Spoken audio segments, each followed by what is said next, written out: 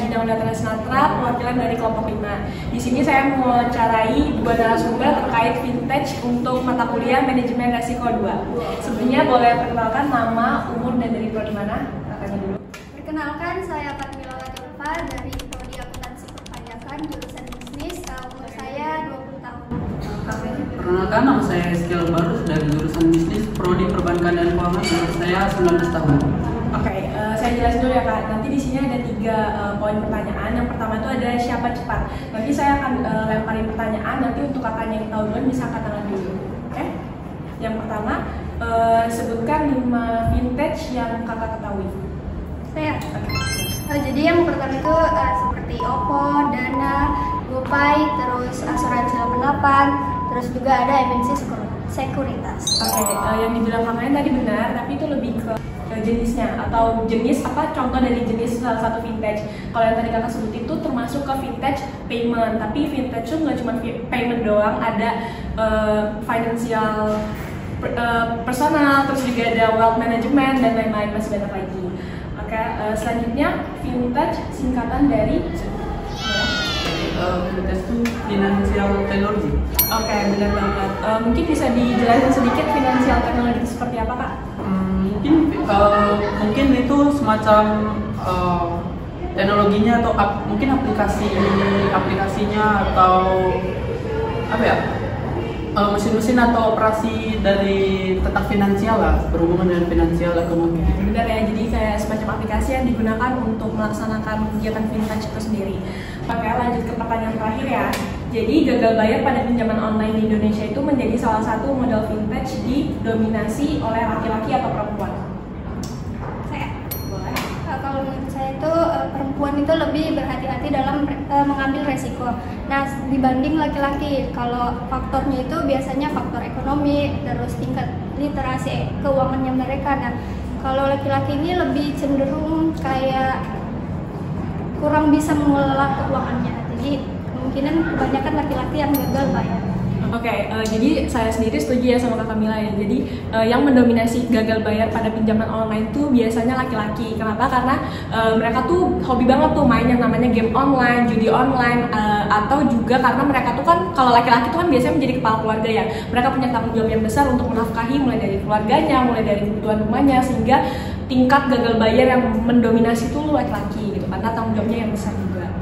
Oke, next ke poin pertanyaan kedua. Siapa benar? Jadi nanti saya bakal kasih pertanyaan, terus ada beberapa poin-poin kayak A, B, C, D. Nanti yang benar bisa, nanti saya kasih pilihannya terus kakak bisa jawab A, B gitu.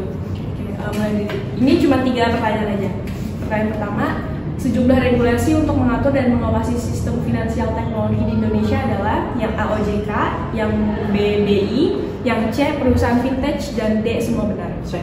Boleh? A, yang OJK. Kalau kakaknya? Sama, OJK juga. Oke, benar ya dua-duanya. Jadi yang mengawasi sistem finansial teknologi di Indonesia itu OJK atau Otoritas Jasa Keuangan, karena memang mereka yang mempunyai tanggung jawab dan peran untuk mengawasi sistem lembaga keuangan di Indonesia. Kemudian ada crowdfunding, ini pertanyaan kedua. Crowdfunding adalah salah satu dari banyaknya model vintage. Contohnya kita bisa. Tahukah Anda apa itu crowdfunding? Yang A, ada pendanaan untuk proyek atau unit usaha yang melibatkan masyarakat secara luas. Yang B, pertanggungan atau perjanjian antara dua belah pihak, di mana pihak satu berkewajiban membayar iuran atau kontribusi atau premi. Yang C, proses pengumpulan dana yang menghubungkan pemberi dana dengan peminjam dana secara online. Dan yang D, sistem pembayaran online melalui sebuah dompet elektronik atau yang sering disebut uang digital. Jawabannya A, pendanaan untuk proyek. Oke, kalau kalian? Sama. Oke, benar ya. Jadi crowdfunding itu pendanaan untuk proyek atau unit usaha yang disasarkan untuk masyarakat luas. Oke, pertanyaan yang terakhir. Resiko yang sering muncul saat menggunakan vintage yaitu A, resiko kesalahan transaksi dan kesalahan informasi. Yang B, resiko cybercrime atau resiko keamanan data yang rentan terhadap beragam kejahatan di dunia maya seperti penipuan, penyalahgunaan data klien, tanda tangan digital yang dapat dipalsukan. Yang C, resiko gagal bayar. Dan yang D, semua benar. Yang D mungkin? Kalau kakaknya? Iya, benar ya. Jadi resiko-resiko yang sering muncul ketika kita menggunakan finansial teknologi itu ya kesalahan transaksi, kesalahan informasi, juga penipuan atau penyalahgunaan data. Karena yang tadi udah dijelasin sebelumnya, finansial teknologi itu suatu sistem pembayaran yang berkaitan dengan teknologi. Jadi penyalahgunaan informasi atau penyalahgunaan data itu sangat rentan sekali di finansial teknologi ini. Kemudian untuk poin pertanyaan yang terakhir, siapa jelas? Jadi nanti saya akan memberikan pertanyaan, terus nanti kakaknya bisa menjelaskan dari pertanyaan itu. Ini ada 2 pertanyaan aja. Oke. Yang pertama, di zaman saat ini, pay later atau bayar nanti dan pinjaman online itu sangat mudah, yaitu cukup data diri berupa KTP yang sejatinya merupakan data rahasia. Namun untuk generasi muda saat ini yang menggunakannya untuk mereka ngegunain ini tuh untuk kebutuhan konsumtif mereka. Menurut kakak-kakaknya, apa saja hal yang harus diperhatikan sebelum melakukan pinjaman online atau pay later agar resikonya ini bisa diminimalisir? Sebenarnya menurut saya kalau misalnya pay later itu sebenarnya bisa untuk mungkin yang disiapkan mungkin perhatian terhadap bagaimana ekonomi kita sekarang. Sebenarnya kalau menurut saya itu pay later itu sebaiknya digunakan oleh mungkin orang-orang yang sudah bekerja, karena keuangannya bisa lebih teratur aja, dia dapat mengatur uangnya kapan dapat dibayar kembali. Gitu. Kalau menurut saya itu seperti memperhatikan kalau kita meminjam itu apakah sudah terdaftar di maksudnya sudah terdaftar di OJK atau belum. Ya, jadi benar banget yang penjelasan dari Kak Kiel dan Kamila tadi, untuk memperhatikan yang pertama finansial pribadi kita, terus yang kedua perhatikan apakah platform tersebut sudah diawasi oleh OJK atau belum. Terus yang saya tambahkan mungkin tentuin dulu nih tujuan kita menggunakan pay later ini untuk apa. Kalau hanya untuk kegiatan konsumtif atau keperluan pribadi yang nggak membawakan untung atau benefit di kemudian hari, mendingan nggak usah dulu gitu. Jadi usahakan menggunakan pay later ini ya untuk kebutuhan yang operasional atau kegiatan yang bisa menguntungkan di kemudian hari. Oke, kita lanjut ke pertanyaan terakhir dari siapa jelas ini ya Kak. Jadi apakah kakak ini pernah mendengar investasi bodong? Kalau pernah, bisa diberikan contohnya. Dan apa sih yang perlu diperhatikan agar kita tuh bisa meminimalisir resiko ketika kita melakukan investasi secara online? Ya pernah ya. Contohnya itu mungkin ada beberapa orang yang melakukan investasi ke salah satu orang melalui manajemen investasi gitu. Nah, tapi manajemen investasinya ini malah kabur membohongnya gitu. Dia nggak jadi melakukan investasinya, jadi tanpa pengetahuan atau pemberitahuan apapun ya uangnya hilang begitu saja. Mungkin kalau kedepannya ya mungkin untuk meminimalisir resiko kayak seperti itu tadi, mungkin lebih baik dilihat dulu lah profil dari manajer investasinya atau tempat di mana kita melakukan investasi. Mungkin kalau contoh investasi bodong itu sama seperti Bang Kiel. Nah, untuk meminimalisir resikonya itu seperti kayak kita harus memiliki perusahaan di Indonesia, terus segala transaksi itu dirupiahkan dan juga pendanaannya itu ditaruh di bank. Oke, untuk pertanyaan dari mata kuliah manajemen resiko 2 ini sudah selesai ya Kak. Terima kasih atas waktunya. Selamat pagi. Oke, assalamualaikum warahmatullahi wabarakatuh. Selamat siang. Perkenalkan, saya Sebastian Jawan dari 3 BKD 3. Hari ini saya akan mewawancarai dan tugas kuliah dari manajemen resiko 2, yaitu tentang analisis resiko vintage. Hari ini saya bersama mungkin Bangnya bisa memperkenalkan diri, dan nama, umur, semester, dan jurusan dan prodi. Perkenalkan, nama saya Ensudino Arif dari jurusan Rekayasa Elektro, prodi Teknik Elektronika, semester 5. Untuk umurnya 20 tahun. Perkenalkan, nama saya Gaidah Salsabila dari jurusan Pariwisata, prodi D3 Tata Boga. Umur saya 19 tahun dan sekarang saya di semester 1. Oke, terima kasih Mbak. Mungkin Bang bisa sebutkan 5 vintage yang Abang ketahui. 5 vintage setahu saya seperti Dana, OVO, ShopeePay, dan yang lainnya. Seperti Dana, OVO, ShopeePay, GoPay. Aduh, apa lagi ya?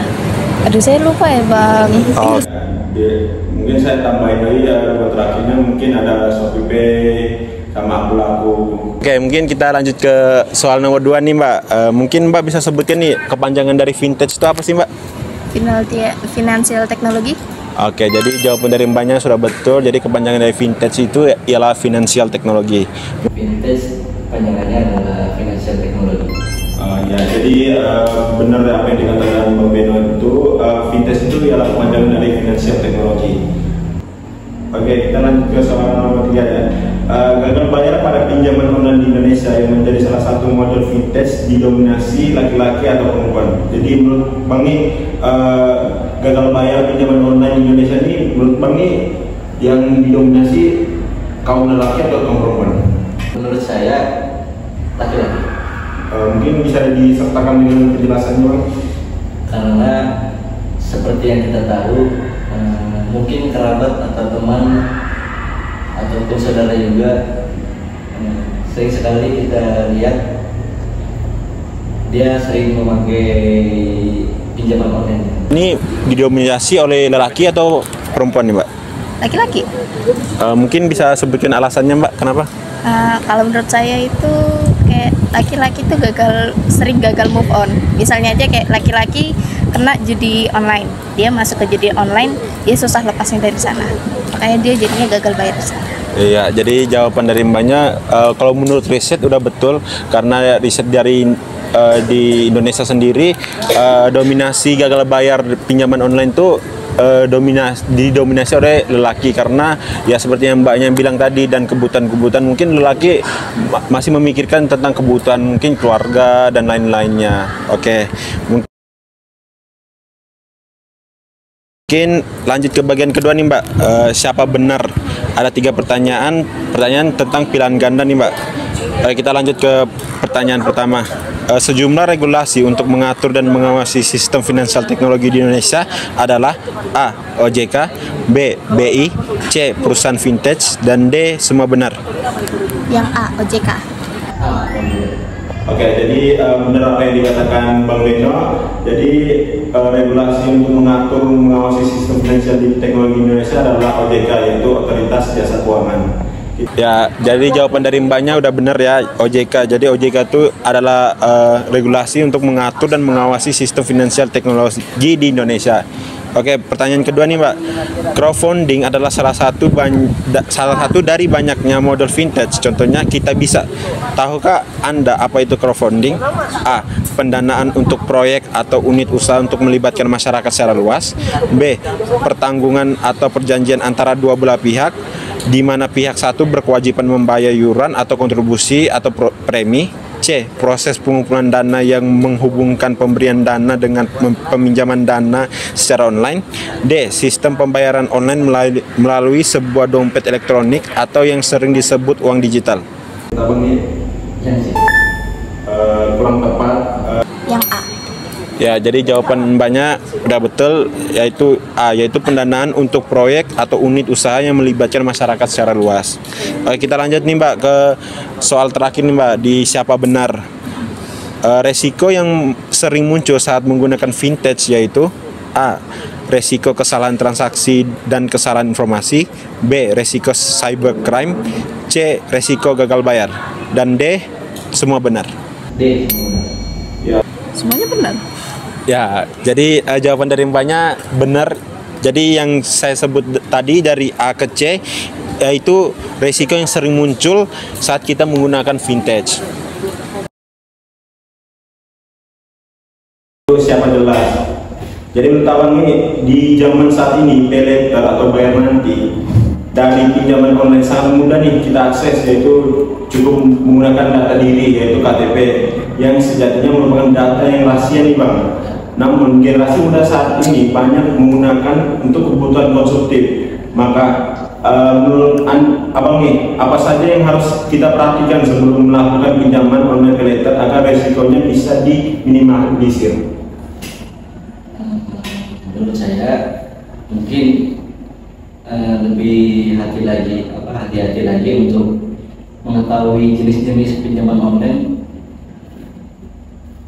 Kalau bisa pinjaman online itu yang harus ada kayak legalitasnya saja, jangan yang hanya dengan abal-abal. Mungkin bisa dilihat apakah itu aplikasinya diawasi oleh OJK. Kita kan tidak tahu ya apakah itu diawasi atau tidak. Siapa tahu kalau enggak nanti terjadi sesuatu. Benar. Mungkin itu saja sih kalau menurut saya. Oke, mungkin jawaban dari Mbaknya udah tepat sekali. Cuman di sini saya ada nambahin nih,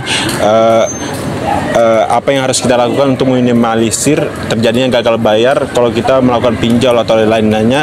Mungkin yang pertama tuh kita harus tentukan dulu tujuan penggunaan dananya kita tuh. Jadi apakah itu sangat urgensi atau enggak. Yang kedua tuh rasio hutang tidak melebihi dari 30%. Jadi kayak pendapatan kita nih kayak 1 juta nih, kita minjamnya lebih dari di atasnya 300.000. Jadi kita harus rasionya harus di bawah lah. Jadi agar pengeluaran kita nggak terlalu banyak dan tidak terjadinya gagal bayar. Dan yang terakhir itu kita harus pastikan nih pinjaman online tersebut terdaftar dan diawasi oleh OJK kayak Mbaknya yang sebut tadi. Oke, lanjut ke pertanyaan terakhir nih Mbak. Apakah Mbak pernah mendengar tentang investasi bodong? Pernah sih. Oke, mungkin Mbak bisa berikan contohnya dan apa yang perlu kita perhatikan nih agar resiko dalam melakukan investasi secara online? Kalau ya biar nggak gagal ya investasinya itu, mungkin biar yang pertama tuh kita mesti paham pasarnya dulu, itu kita mau targetnya di mana. Terus yang kedua itu yang mesti sering-sering lihat platformnya lah.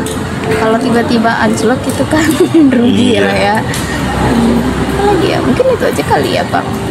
Oke. Menurut saya investasi bodong mungkin tidak mempunyai legalitas secara hukum,